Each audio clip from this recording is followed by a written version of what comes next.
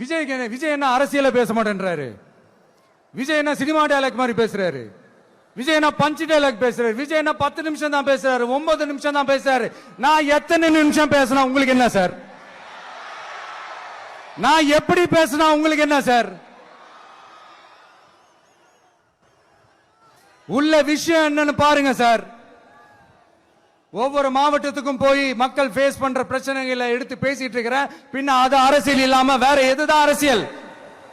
உங்களை மாதிரி தனிப்பட்ட முறையில தரக்குறைவா அசிங்க அசிங்கமா பேசுறதுதான் அரசியல்னா அந்த அரசியல் நமக்கு வராது. வராதுன்னா நல்லாவே வரும். உங்களை விட எனக்கு அது நல்லாவே வரும். வேணான்னு விட்டு வச்சிருக்கிறோம். அப்புறம் உங்களுக்கு நமக்கு என்ன வித்தியாசம்? காஞ்சிபுரத்தில் நாம பேசும்போது இந்த மாதிரி உங்களால் அமைக்கப்பட போற ஆட்சியில நம்ம ஆட்சிக்கு வந்த உடனே என்னெல்லாம் செய்ய போறோம்ன்றது சிலது சொன்னோம். அதையெல்லாம் தப்பா புரிஞ்சுக்கிட்டு இப்போ சொல்றேன், விளக்கமா சொல்றேன்.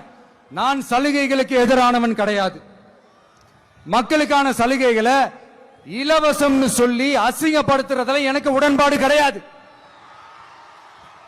மக்கள் காசுல மக்களுக்கு செய்யறதை எப்படி இலவசம்னு சொல்லுவீங்க? அப்படியே செஞ்சிட்டாலும் ஓசில போறேன்னு சொல்லி அசிங்கப்படுத்துறீங்க. என்ன கேட்கறதுக்கு ஆள் இல்லைன்னு நினைச்சீங்களா?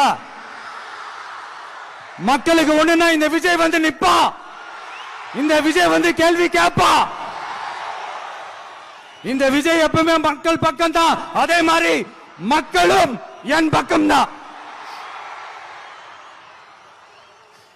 என் மக்கள் மானத்தோட மரியாதையோட கௌரவத்தோட வாழணும். என் மக்கள் யாருக்கும் கீழே கிடையாது.